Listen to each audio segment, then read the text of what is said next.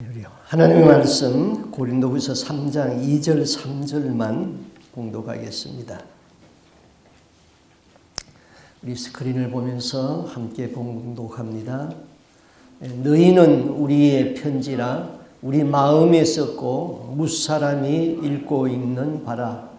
너희는 우리로 말미암아 나타낸 그리스도의 편지니 이는 먹으로 쓴 것이 아니요 오직 살아계신 하나님의 영으로 쓴 것이며 또 돌판에 쓴 것이 아니요 오직 육의 마음판에 쓴 것이라. 아멘. 오늘 읽은 성경에 너희는 우리의 편지다 그런 말씀이 있습니다. 지금은 이 전화도 있고 또 이 카톡이라는 문명이 있어가지고 전 세계 어디에서나 이 커뮤니케이션이 빠르게 이렇게 소통이 됩니다. 그러나 옛날에는 전화가 없었습니다. 또 통신수단이라는 것이 오직 편지였죠. 그 편지도 사람이 친이고 가서 전달을 해야 했습니다. 저는 저희 집사람하고 6년 동안 펜팔을 하고 결혼을 했어요. 편지를 보내고 편지를 기다릴 때는 그 편지를 가지고 오는 그 우체부 아저씨가 많이 기다려질 때가 있고 또 그 배달하는 아저씨가 보면은 굉장히 반갑습니다. 근데 그 더 반가운 것은 이제 그 편지를 열어보고 내용을 이제 읽어보고 뭐 사랑한다는 말이 좋죠. 그 다음에 다 읽어서 몇 번 읽어서 이제 다 외워버렸습니다. 제가 여하간 하여튼 그분을 굉장히 좋아했어요. 근데 6년 펜팔을 하고 이제 저분은 대구에 살고 저는 서울에 살고 있었는데 국가에서 저를 군대에 가라는 겁니다. 근데 제가 3년 동안 군대를 갔다 오면은 그때 저분이 25이었는데 28살 되면은 노처녀가 될 것이다. 그러면은 그 연하의 남자하고 결혼하는 것을 집에서 반대해 가지고는 결혼을 못하게 할 거다. 그리고 시집을 갈 거다.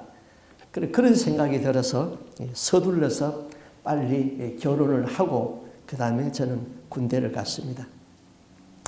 집사람은 첫 아이를 놓고 대구 경북 청도에서 피아노 교습을 하면서 살았습니다. 제가 군대에 가가지고 훈련소에서부터 제대하는 날까지 꼭 일주일에 한 번씩은 내가 편지를 써야 되겠다 하고 작정하고 그 약속을 제가 꼭 편지를 일주일에 한 번씩 썼어요. 근데 제대할 쯤 되니까 조금 장난기가 생겼어요. 그래서 그날은 편지를 하얀 백지를 넣어가지고 봉투에 넣어가지고 그냥 우편에 보냈어요. 아내가 편지를 기다리고 받아보고 뜯어보니까 하얀 백지예요. 자, 얼마나 황당했겠어요. 아무 내용이 없는 편지, 편지를 기다리는 사람을 배려하지 못하고 그런 장난을 했다가 제대 후에 제가 아주 굉장히 핀잔을 받았어요. 그래서 사과를 했습니다. 편지에는 좋은 소식이 있어야 되는 것이죠. 편지는 그 내용을 보고 아주 기뻐해야 할 그런 소식이 있어야 되는 것입니다. 그런데 하나님은 오늘 우리가 세상에 보낸 편지라는 것이죠. 우리는 세상에 좋은 소식을 전하는 하나님의 편지가 되어야 됩니다. 그럼 편지의 내용은 무엇입니까? 우리의 삶이지요. 우리의 삶이 바로 예수님을 증거하는 편지의 내용이 되어야 된다. 그리고 하나님이 우리에게 준 편지가 있죠. 그 편지가 바로 성경책입니다. 하나님이 써준 편지를 늘 읽으면은 하나님의 사랑이 우리의 가슴에 와 닿게 되는 것이죠. 그래서 하나님은 이 편지를 주면서 우리에게 부탁을 했습니다. 하박국 2장 2절 말씀이에요. 여호와께서 가라사대 너는 이 묵시를 기록하여 이 말씀을 기록하여 판에 명백히 새기되 달려가면서도 읽을 수 있게 하라 그랬어요. 내가 급한 일이 있어서 달려가면서도 하나님의 말씀이 마음에 있어서 그 말씀을 읽으라는 것이죠. 자, 하나님의 주신 이 말씀을, 계시의 말씀을 길을 가면서도 기억하고 급하여서 달려가면서도 이 말씀을 기억하라. 그런데 사람들은 어떻게 삽니까? 하나님의 주신 편지를 읽지 않습니다. 그러니까 하나님을 알 수가 없고 하나님의 사랑이 와서 마음에 닿지가 않죠. 하나님을 알 수도 없고 오히려 하나님을 잊어버렸어요. 하나님을 멀리 떠나버렸어요. 하나님은 그들을 향하여서 돌아오라고 그럽니다. 때로는 달래기도 하고 때로는 깨닫게 하기 위해서 재난도 줍니다. 그런데 그 마음이 돌같이 굳어졌다 그랬어요. 돌같이 단단해졌어요. 하나님이 그들이 농사를 짓는데 깐부기를 보내가지고 재앙을 쳐도 재앙으로 해도 돌아오지 않아요. 가수원을 하는 사람에게 벌레가 생겨서 다 먹게 했는데도 돌아오지 않아요. 그래서 아모스 4장 8절 9절 10절에 읽어보면 이렇게 말합니다. 두세 성읍 사람이 어떤 성읍으로 비틀거리면서 물을 마시러 가서 만족히 마시지 못하였으나 너희가 내게로 돌아오지 아니했다. 내가 풍재와 깐부기 재앙으로 너희를 쳤으나 팥종이로 너희의 많은 동산과 포도원과 포도 무화과나무의 감람나무를 다 먹어치우게 했으나 너희가 내게로 돌아오지 아니했다. 여호와의 말씀이다. 하나님이 이번에는 연병을 보냈습니다. 그래도 깨닫지 못하고 돌아오지 아니에요. 전쟁이 일어나서 젊은 사람을 다 죽게 했어요. 그들이 사는 성이 망해버렸어요. 소돔 고모라 같이 되었어요. 그런데도 너희가 내게로 돌아오지 아니했다. 하나님은 계속 너희가 내게로 돌아오지 아니했다고 4번씩이나 강조해서 말해요. 자, 이것을 오늘 이 시대에 한번 견주어 보면 어떨까요? 우리에게 적용해 봐요. 하나님은 코로나 바이러스를 보냈습니다. 미국에서만 3천만 명 이상이 이 병에 걸리고 50만 명 이상이 죽어도 하나님 앞으로 돌아오지 않습니다. 역사는 예전이나 지금이나 계속 반복하고 있는 거예요. 코로나 바이러스 때문에 예배를 못 드리면은 이거 큰일 났구나, 이거 예배를 못 드리게 되었구나 하면서 영이 더 각성해야 되는데 아주 하나님을 잊어버리고 맙니다. 쥐꼬리 많은 신앙도 다 버려버리고 세상으로 간 사람이 많습니다. 성경을 읽지 않기 때문에 우리의 마음이 돌같이 굳어졌다 이겁니다. 우리는 하나님이 기뻐하는 편지로 살아야 되죠. 세상 사람들은 성경을 읽지 아니에요. 그러나 세상 사람들은 그리스도인의 생활을 읽는다고 그랬습니다. 저 사람 보니 하나님이 계신 것 같구나. 서울에 저희 형님이 장로님인데 저보고 그런 말 하더래요. 이웃집에 한 예수 믿지 않는 사람이 예수를 믿었대요. 근데 어떻게 예수를 믿었나 알았더니 저 한 장로 같은 분이면은 하나님 믿겠다. 그리고는 교회에 왔대요. 참 생활은 참 모범으로 참 사시는 분이에요. 자, 우리는 하나님이 기뻐하는 편지로서 살고 내 삶을 보니까 하나님이 기뻐서 흐뭇해야 되죠. 그렇게 사는 사람은 하나님이 이렇게 기뻐한다고 그랬어요. 우리 같이 한번 성경을 보겠어요. 스바냐 3장 17절 말씀이에요. 같이 한번 읽어보겠습니다. 너의 하나님 여호와가 너희 가운데에 계시니 그는 구원을 베푸실 전능자이시라. 그가 너로 말미암아 기쁨을 이기지 못하시며 너를 잠잠히 사랑하시며 너로 말미암아 즐거이 부르며 기뻐하시리라. 하나님이 우리를 보면은 하나님이 너무 기뻐서 미소를 지으시고 하나님이 너무 기뻐서 춤을 덩실덩실 춰야 할 그런 삶을 살으라는 겁니다. 이제 그 다음의 말씀은 오늘 읽어야 할 말씀인데 제가 시간 관계상 다 안 읽었는데 이제 성경 말씀을 우리 한번 보겠습니다. 그 모세와 그 수군에 관한 이야기예요. 자, 고린도후서 3장 13절에서 18절 말씀을 우리 같이 한번 읽겠습니다. 우리는 모세가 이스라엘 자손에게 장차 없어질 것에 결국을 주목하지 못하게 하려고 수군을 그 얼굴에 쓴 것 같이 아니하노라. 그러나 그들의 마음이 완고하여 오늘까지도 구약을 읽을 때에 그 수군이 벗어지지 아니하고 있으니 그 수군은 그리스도 안에서 없어질 것이라. 오늘까지 모세의 글을 읽을 때에 수군이 그 마음에 덮였도다. 그러나 언제든지 주께로 돌아가면 그 수건이 벗겨지리라. 주는 영이시니 주의 영이 이곳에는 자유함이 있느니라. 우리가 다 수건을 벗은 얼굴로 거울을 보는 것 같이 주의 영광을 보며 그와 같은 형상으로 변화하여 영광에서 영광에 이르니 곧 주의 영으로 말미암음이니라.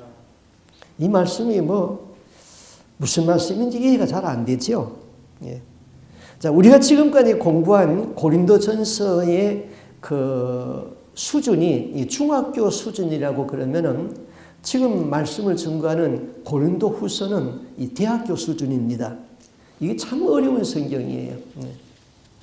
아무나 쉽게 이해될 수 있는 성경이 아니죠. 그래서 이 말씀과 관련된 말씀이 사도 바울이 뭘 근거로 해서 이 말씀을 했냐면은 그 구약의 출애굽기의 34장 29절 이하에 있는 그 말씀을 근거로 해서 사도 바울이 이 말을 했습니다.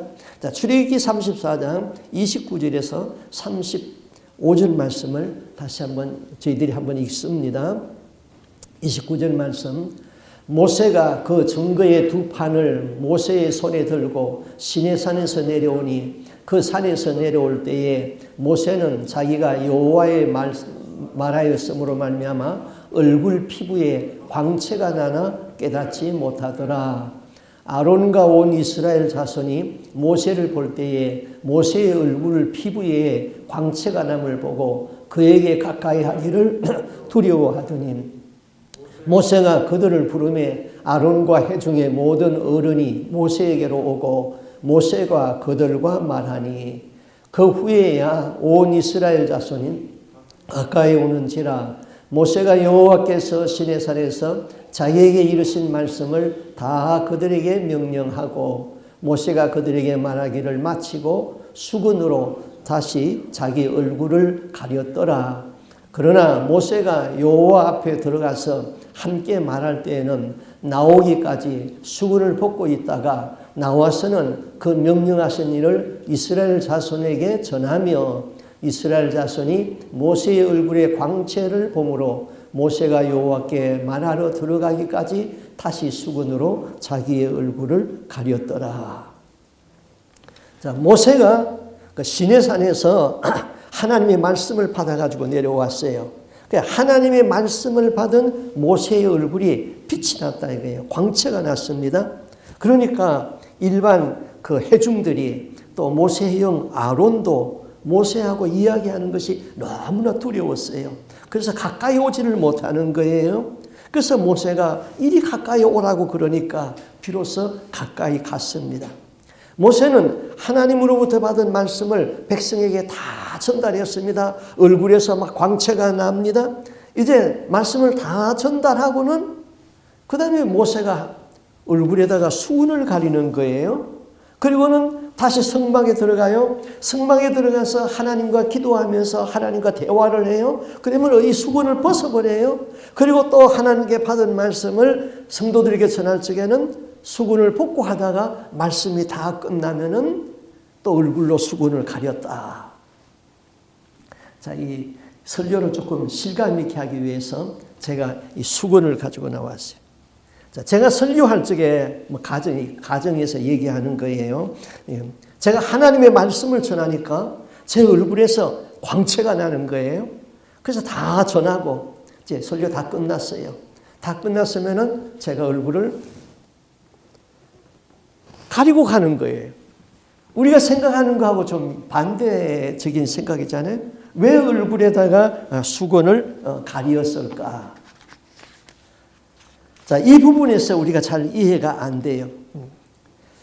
모세가 시내산에서 하나님의 말씀을 받아오니 그 얼굴에 광채가 나서 사람들이 보기를 두려워했다. 그래서 얼굴에 수건을 가렸다. 그런 의미가 아니에요. 오늘 고린도후서 3장 13절에서 이래요. 우리는 모세가 이스라엘 자손들로 장차 없어질 것의 결국을 주목하지 못하게 하려고 수건을 그 얼굴에 쓴 것 같지 아니하노라. 장차 없어질 것의 결국을 주목하지 못하게 하려고 수건을 그 얼굴에 쓴 것 같이 아니한다. 자, 이것은 이스라엘 백성들의 그 오해를 막자는 겁니다. 자, 모세의 얼굴에 있는 광채는 항상 나는 것이 아니죠. 그 광채가 없어지겠죠. 하나님의 말씀을 전하지 아니하면 그 광채가 없어진단 말이에요. 그러면 백성들이 어떻게 생각할까요? 모세가 얼굴에 광채가 나더니 얼굴에 광채가 다 없어졌다. 하나님의 사람이 아닌가 보다. 그렇게 오해할 것 같으니까 그 광채가 없어지는 것을 사람들로 하여금 보지 못하게 얼굴에 수건을 가리웠다. 그런 뜻이에요. 이제 이해가 되겠죠? 자, 이 말씀과 관련해 가지고 오늘의 말씀을 한번 보겠습니다. 고린도후서 3장 7절에서 9절 말씀 다시 한번 우리 성경을 읽습니다. 고린도후서 3장 7절에서 9절 같이 있습니다.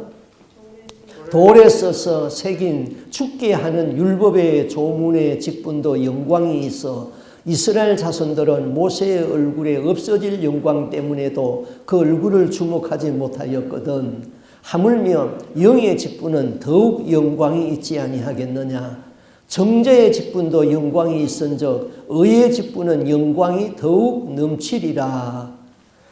자, 9절에 모세가 받은 율법을 무슨 직분이라고 그랬어요? 정죄의 직분이라. 죄를 정하는 직분이다 이 말입니다. 그러니까 율법은 이것은 죄다 하고 말하는 거예요. 그럼 이 말씀을 지키지 못하면 벌 받는다. 그래서 율법을 정죄의 직분이라고 합니다. 그 정죄하는 율법을 선포하는 모세의 얼굴에 광채가 있었습니다. 그런데 율법의 사명이 뭡니까? 율법은 우리를 그리스도에게로 인도하는 선생이라고 그랬어요. 그리스도에게로 인도하는 직분을 가졌어요. 자, 율법에서 나는 죄인이다. 그걸 깨달았습니다. 그러면은 이 죄를 용서받으려면 어떻게 합니까? 내 대신 죄값을 치료해야 할 사람이 나타나야 되는 거예요. 구약시대에는 내 대신 죄값을 치료할 사람이 누구였어요? 양이나 황소를 끌고 와서 피를 흘림으로 인해 가지고 내 죄를 사했어요. 그럼 양이나 황소의 피는 장차 오실 예수 그리스도가 십자가에서 흘리시는 그 피를 상징한 것이죠. 그럼 이 정죄하는 율법을 받아서 선포할 적에 모세의 얼굴에 광채가 있었다. 그렇다면 신약을 사는 우리들은 짐승의 피를 흘리는 것이 아니라 예수 그리스도에게로 직접 나가는 것이죠. 모세가 율법을 받으면서도 그 광채, 얼굴에 광채가 있었다면 예수 그리스도에게 직접 나가는 우리에게는 그에게 은혜가 얼마나 크겠느냐. 그 모세의 광채, 율법의 광채 거기에 비교하겠느냐. 바울은 지금 이 말을 하는 겁니다. 복음이 얼마나 중요하고 복음이 얼마나 영광스럽느냐. 우리의 생명을 살리는 복음이 우리를 죄인으로 정죄하는 율법에다가 비교되겠느냐. 그런 말씀인 것이죠. 여기서 사도 바울이 한 가지 더 언급을 해요. 자, 고린도후서 3장 6절 말씀 한 절 더 봅니다. 성경을 봅니다. 같이 읽어요. 그가 또한 우리를 새 언약의 일꾼 되기에 만족하게 하셨으니 율법의 조문으로 하지 아니하고 오직 영으로 함이니 율법의 조문은 죽이는 것이요 영은 살리는 것이니라. 율법의 조문 제가 좀 조금 쉽게 썼어요. 근데 옛날 성경은 더 어렵게 써놨죠. 의문으로 하지 아니하고. 이게 의문이 무슨 뜻인지 도무지 알 수가 없는 것이요. 이제 새로 번역한 것은 율법의 조문으로 하지 아니하고 오직 영으로 한다. 그러니까 율법의 조문은 죽이는 것이고 영은 살리는 것이다. 이게 어렵죠. 이해하는 것이 굉장히 어렵죠. 율법의 조문이라는 것은 그 글자에 매이면은 죽는다는 것입니다. 구약의 율법은 글자에 매이면 죽이는 법이에요. 자, 이것 하라, 이것 하지 말아라. 그런 것이 성경의 613가지예요. 그 말씀을 다 지킨 사람이 어디 있습니까?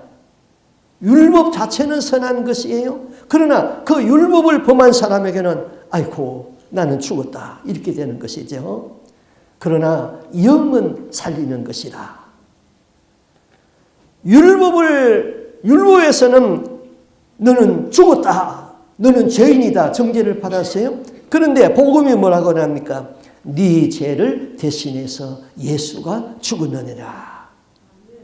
나는 내가 행한 죄로 말미암아 죽을 수밖에 없는데 성령이 나를 예수에게로 인도해 가지고 성령이 나를 깨우쳐 주십니다. 나는 율법을 범하고 죽어야 할 죄인이었는데 예수님이 나를 대신해 가지고 십자가에서 죄값을 치루었다.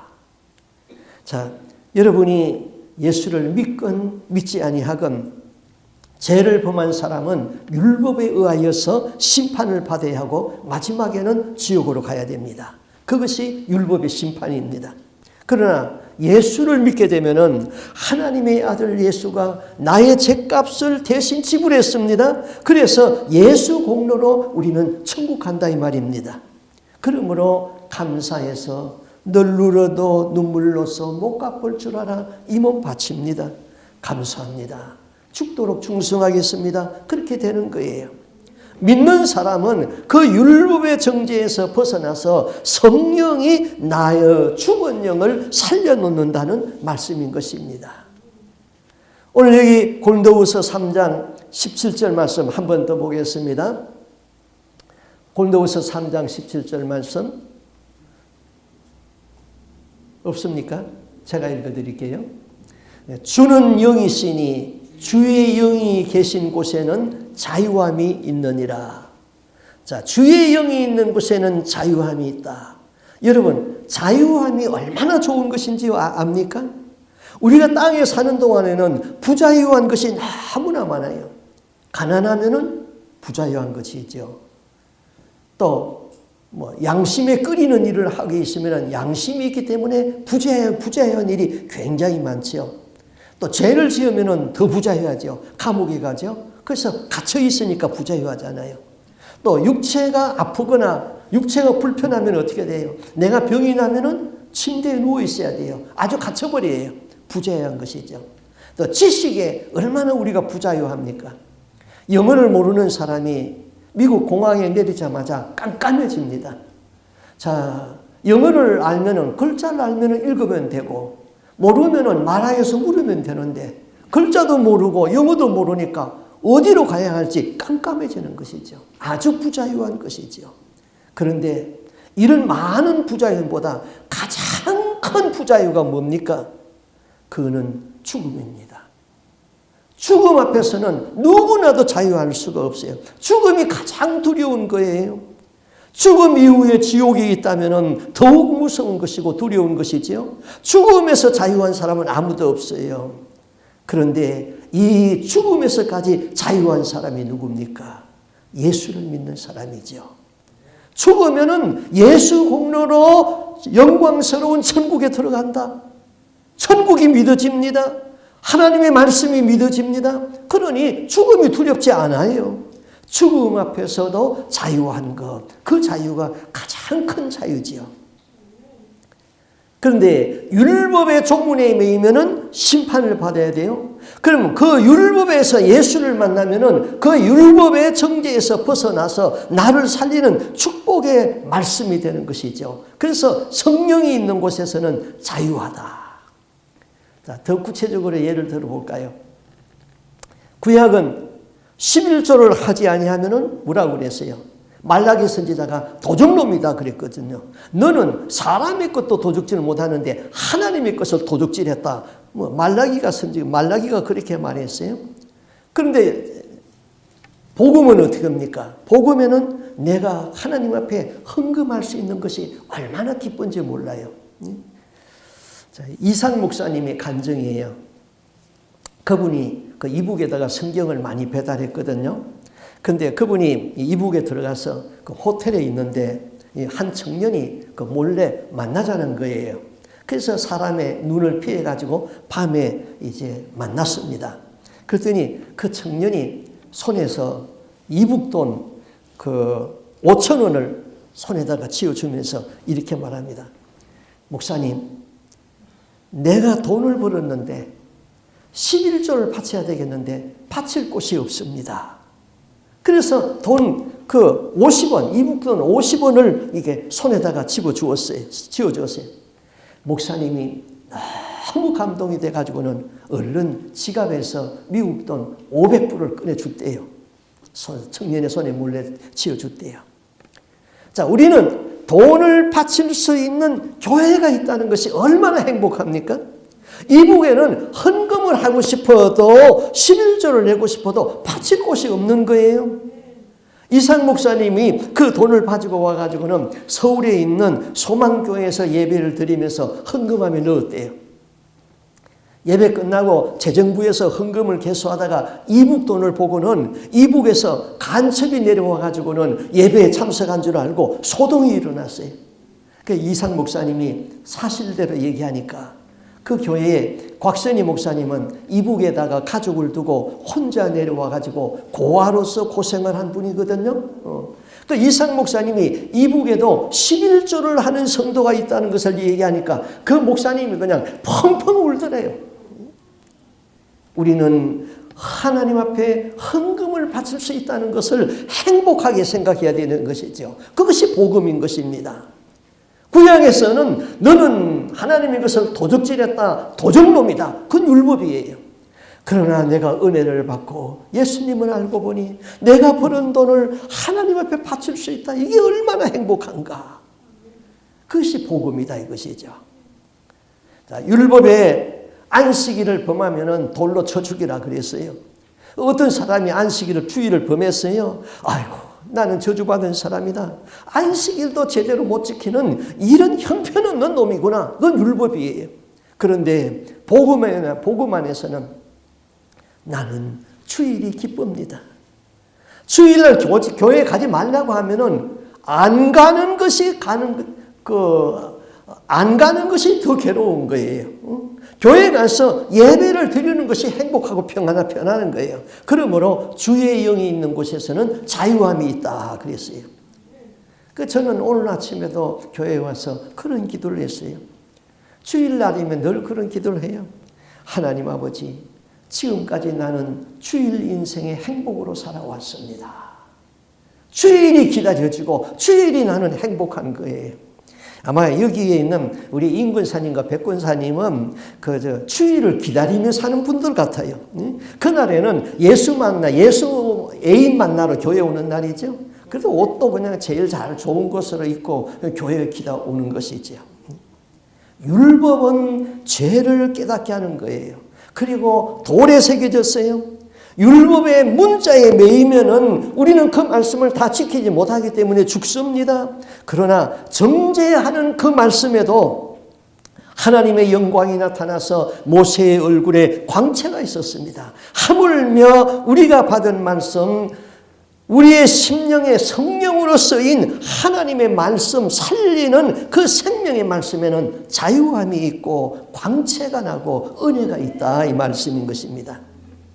여러분 예수를 잘 믿으면요 얼굴이 은혜가 넘쳐야 돼요.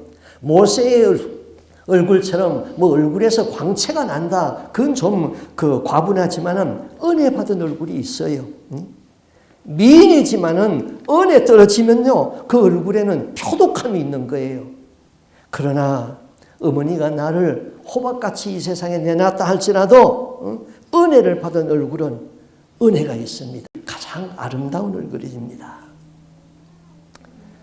그다음 요한복음 8장에 보면은 예수님이 그 백성들을 가르칠 때에 이 서기관들과 바리새인들이 그 간음한 여인을 주님 앞에 끌고 와서 이렇게 고발을 했습니다. 선생이요, 이 여자가 간음하다가 현장에서 잡혔습니다. 모세는 율법에 이러한 여자는 돌로 치라고 명했습니다. 선생은 어떻게 말하겠습니까? 바리새인들이 이런 질문을 하는 속셈은 전혀 엉뚱한 데 있었죠. 6절에 그렇게 말했어요. 저희가 이렇게 말하면 고소할 조건을 얻고자 하여서 예수를 시험함이었더라. 이들은 예수님을 올무에 걸리게 하기 위해서 가늠하다가 현장에서 잡힌 여인을 끌고 왔습니다. 만약에 주님께서 가늠한 여인을 용서해 주라 하시면은 당시의 율법은 너무나도 절대적이기 때문에 예수는 율법을 어기고 율법을 파기하는 자다. 백성들은 그렇게 말할 거예요. 또 율법이 말한 대로 그러면 돌로 치라 그러면 어떻게 됩니까? 당장 로마의 법에 저촉이 되는 거예요. 로마는 유대 나라를 다스렸으나 자치권을 허용했죠. 그래서 그러나 사형권만은 로마의 허락을 받게 되어 있었어요. 예수님이 돌로 치라 했다면 그들은 로마에다가 예수를 고발할 거예요. 그들은 죄인을 이용해서 의인 예수를 올무에다가 걸려고 한 것이죠. 오늘날도 악한 사람들은 성경을 가지고 의로운 사람들을 그냥 잡으려고 그러는 것이죠. 성경을 가지고 어려운 사람들을 그냥 못 살게 구는 것이죠. 목사님들 회의할 때 보면요, 의장 법이요 하고 나오는 거 보면은 정말 한심스러울 때가 많아요. 지금 예수님은 진퇴양난에 지금 빠졌습니다. 여인을 고발하는 자들의 손에는 돌멩이를 들고 있습니다. 그때 예수님은 몸을 굽혀서 땅에다가 무엇인가 글을 쓰기 시작했지요. 사람이 감정이 격할 적에는요, 10가지만이라도 셀 수만 있는 여유가 있다면은 아무리 억울한 말을 들었더라도 말하기 전에 침 한 번이라도 생길 수 있는 여유가 있다면은 지혜가 생기는 법이죠. 예수님이 땅에다가 글을 쓴 것은 예수님 자신을 위한 것이 아니라 저들을 위해서 글을 썼습니다. 예수님은 몸을 일으켜서 이렇게 말합니다. 너희 중에 죄 없는 자가 먼저 돌로 쳐라. 이게 원문은 죄가 없다 이 말뿐만 아니라 죄에 대한 욕망이 없는 자가 먼저 돌로 쳐라 그렇게 되어 있습니다. 간음으로 행동을 옮겼지만은 이 여인은 간음으로 행동으로 옮겼지만은 너희들 마음속에는 간음하는 그런 마음이 없느냐 지금 물으시는 것이죠. 그리고 예수님은 다시 땅에 엎드려서 글을 쓰기 시작했습니다. 그런데 놀라운 광경이 벌어지잖아요. 율법을 어긴 이런 여자는 모세의 법대로 돌로 치겠다고 기세등등했던 그 사람들이 돌을 내려놓고 그 자리를 떠났습니다. 그들은 예수님 앞에서 그 여인보다 훨씬 더 추악한 자신들의 그 실상을 발견하고 양심의 가책을 느꼈던 것입니다. 그들은 예수님 앞에서 자신들의 추한 모습을 보았습니다. 자신은 자기들이 잡아온 이 간음한 여인보다 결코 더 의롭지 못하다는 것을 느끼고 돌을 버리고 갔던 것이지요. 이들의 말을 한번 들어보세요. 선생이요, 이 여자가 간음하다가 현장에서 잡혔습니다. 모세는 율법에 이런 여자를 돌로 치라고 명했습니다. 선생은 어떻게 말하겠습니까? 죽이겠다고 돌을 들고 서 있는 무리들 가운데 죄를 범한 여인이 벌벌 떨고 있습니다. 여인을 에워싸고 있는 것은 죽음의 공포뿐이었습니다. 세상에서 태어날 적에 몸을 팔려고 태어나는 여자가 어디 있겠습니까? 삶이 먹고 살만했다면 왜 몸을 팔겠습니까? 학식을 갖춘 지성인이라면 무엇 때문에 창녀가 되겠습니까? 삶의 환경이 얼마나 절망적이었으면 하필이면 창녀가 되었습니까? 절망적인 삶을 살던 한 여인이 지금 이제 삶을 가장 비참하게 마감해야 하는 죽음이 지금 눈앞에 와 있습니다. 이 절박한 순간을 누가 구원할 수 있습니까? 나를 낳아준 부모는 어디에 있습니까? 나를 변해줄 사람은 어디에 있습니까?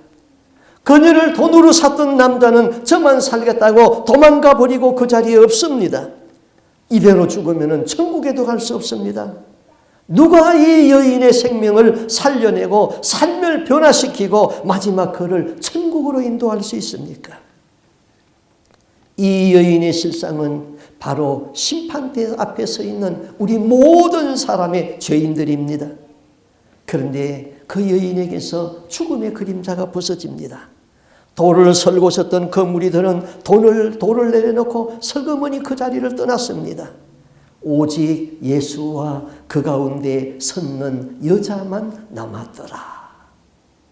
구원자 예수가 옆에 있으면 됩니다. 죽음 앞에서도 예수님만 옆에 있으면 됩니다. 죽음 앞에서는 돈도 거추장스럽고 죽음 앞에서는 부모 형제도 도움이 안 되고 목사도 별로 도움이 안 됩니다. 오직 예수만 있으면 됩니다. 아멘입니까? 오직 죽음 앞에서도 예수만 옆에 있으면 됩니다. 아멘. 이 동네는 아멘이 없네요. 아멘. 지금 어떤 모습으로든지 죽음 앞에 있는 자여, 예수가 내 안에 들어와 있으면 천국으로 갈 수 있습니다. 예수가 십자가에서 흘린 피는 나의 죄를 속죄하기 위하여서 흘린 피입니다. 예수의 피가 나의 죄를 덮으면 하나님은 나의 죄를 보지 아니하고 예수의 피를 봅니다. 더 이상 죄를 묻지 않습니다. 그러나 예수가 내 안에 없다면 심판의 돌을 들고 서 있는 귀신들이 잡아갈 것입니다. 예수님은 그 여자에게 말씀했습니다. 여자여, 너를 고소하던 그들이 어디 있느냐? 너를 정죄한 자가 없느냐? 주여 없나이다. 나도 너를 정죄하지 아니하노니 가서 다시는 죄를 범하지 말라. 율법은 죄를 범하면 돌로 쳐 죽이는 법입니다. 복음은 율법이 할 수 없는 일을 하게 합니다. 복음은 용서하고 구원을 제시하는 것이지요. 나도 너를 정죄하지 않겠다. 용서한다는 것이지요. 이제 구원받은 감격으로 다시는 죄를 짓지 말라. 예수님이 정죄한다면 누가 구원받을 수 있습니까? 내가 너를 정죄하지 않는다. 누구든지 나를 믿는 자는 구원을 얻을 것이다. 내가 너를 위하여서 십자가에서 피 흘려서 십자가에서 구원한다. 십자가 앞으로 나오라. 나의 피, 거룩한 속죄의 피가 너의 죄를 덮을 것이다. 그러므로 율법도 선한 것이고 복음도 선한 것입니다. 율법의 사역은 죄를 깨닫게 해주십니다. 복음은 회개하고 죄 용서함을 받고 다시는 죄를 짓지 않게 하는 것입니다. 그래서 바울은 율법은 나쁘고 복음은 좋다, 그런 설명이 아니죠. 로마서 7장 12절에 보면은 이로 보건대 율법도 거룩하며 계명도 거룩하며 의로우며 선하도다 그랬습니다. 율법은 정죄하는 말씀이지만 그 말씀은 거룩합니다. 그 말씀도 나를 예수에게로 인도하는 말씀입니다. 십계명은 돌 위에 새겨져 있습니다. 오늘날 그 돌비는 어디에 있는지 모릅니다. 그런데 그 십계명은 지금 어디에 기록이 남아 있습니까? 성경에 기록이 남아 있습니다. 성경에 기록되어진 말씀이 나에게 주신 말씀이 되기 위해서는 그 말씀을 내 마음에 새겨야 됩니다. 성령은 우리에게 그 마음에 새겨서 준다고 했습니다. 고린도후서 3장 3절에 그랬죠. 너희는 우리로 말미암아 나타난 그리스도의 편지니 이는 먹으로 쓴 것이 아니고 살아계신 하나님의 영으로 한 것이고 돌비에 쓴 것이 아니고 내 마음의 육의 신비에 새긴 것이다. 돌비에 쓰지 아니하고 살아계신 하나님의 영으로 우리의 마음에 썼다는 것입니다. 여러분의 마음에 무엇이 쓰여져 있습니까? 어떤 사람의 마음에는 탐심 그렇게 쓰여져 있어요. 어떤 사람의 마음에는 거짓말쟁이 그렇게 쓰여져 있어요. 언젠가 예언의 영이 있는 사람이 저희 교회에 왔었어요. 그래서 우리 교회에 있는 어떤 자매 보고 양씨가 신앙이 너무너무 성장이 안 돼. 그래서 한번 가서 기도 좀 받아보라고. 그랬더니 기도를 받았어요. 기도를 받고 와서 아무 말 안 하고 쑥스러고 그냥 가버려요. 그 다음 주일날 이번에 한번 기도 더 받아보라고 그랬더니 안 받는데, 그랬더니 내가 그 예언의 은사 있는 분에게 물어봤어요. 그분 기도하니까 뭐라고, 성령님이 뭐라고 말씀하시니까 교회에 사람 만나러 온다. 그렇게 쓰였다는 거예요. 그래서 그 자매에게 얘기해 주세요. 그러니까 얘기해 줬대요. 뭐라고 반응해요? 그렇게 쓰인 것이 보입니까? 그렇게 써있는 걸 보이는데 나는 아무런 얘기 안 했어요. 교회에 사람 만나러 온다. 다른 목적으로 오는 것이, 예배 드리러 오는 목적이 아니라 다른 목적으로 오는 것이. 어떤 사람의 마음에는 탐심, 거짓말쟁이 그렇게 쓰여져요. 그런 마음에는 하나님이 함께 할 수가 없죠. 내 마음에 성령님이 뭐라고 글을 썼으면 좋겠습니까? 충성된 종, 착하고 의로운 내 종, 순종하는 아들, 나를 바로 증거하려고 애쓰는 하나님의 사람, 하나님이 함께하는 사람, 이런 글이 내 마음에 쓰이고 모든 사람이 읽을 수 있도록 하라는 것이죠.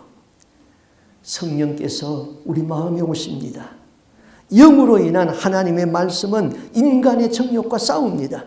내 안에 있는 불의함과 싸웁니다. 육신을 깨버리는 한이 있더라도 항복을 받아냅니다. 야곱의 환두뼈는 그래서 부러졌습니다. 여러분, 우리는 그리스도의 편지예요. 내 주위에 성경을 읽지 아니하는 사람은 나의 삶을 읽고 있는 것입니다. 내가 그리스도의 편지로서 살아갈 수 있기를 바랍니다. 아멘. 기도하겠습니다.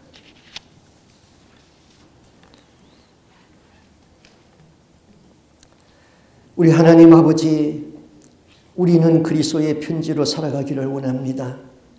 내 마음에 하나님의 말씀이 기록되어진 하나님의 사람으로 살게 하여 주시옵소서. 착하고 충성된 종이라고, 나를 바르게 증거하려고 애쓰는 종이라고, 의로운 아들이라고, 가난하고 소외된 자를 가슴에 품은 자라고 쓰여져 있는 그리스도의 편지로 저희들이 살게 하여 주시옵소서. 세상 사람들은 성경을 읽지 않으나 우리 그리스도인의 생활을 읽는다고 했습니다. 우리는 성경을 읽고 하나님의 말씀으로 삶을 살아낼 수 있기를 간절히 기도합니다. 날마다 은혜를 받고 은혜 받은 얼굴로 사람을 대하게 하여 주시옵소서.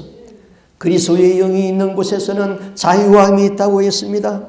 하나님, 우리 앞에는 너무나도 부자유한 것들이 많이 있습니다. 그러나 가장 큰 부자유한 것은 내가 죽음 앞에서 부자유한 것입니다. 죽음 이후에 심판이 있으면은, 죽음 이후에 지옥이 있으면은, 죽음 이후에 내 영이 어디로 갈 것인가? 죽음 앞에서 두려워하고 부자유합니다. 그러나 우리에게 참 믿음이 있어서 죽음을 호령할 수 있는, 죽음에서도 자유할 수 있는 그런 믿음이 우리에게 있고 그 약속을 품고 사는 저희들이 되게 하시고 하늘의 영광, 천국의 영광을 바라보며 사는 저희들의 삶이 되게 하여 주시옵소서. 오늘도 성령이 우리 마음속에 함께 계셔서, 주님이 나와 함께 있어서 사단이 오는 것이 두렵지 아니하고 사단을 예수의 이름으로 호령하며 예수님과 동행하는 우리의 삶이 될 수 있기를 간절히 소원하옵고 예수님 이름으로 기도하옵나이다. 아멘.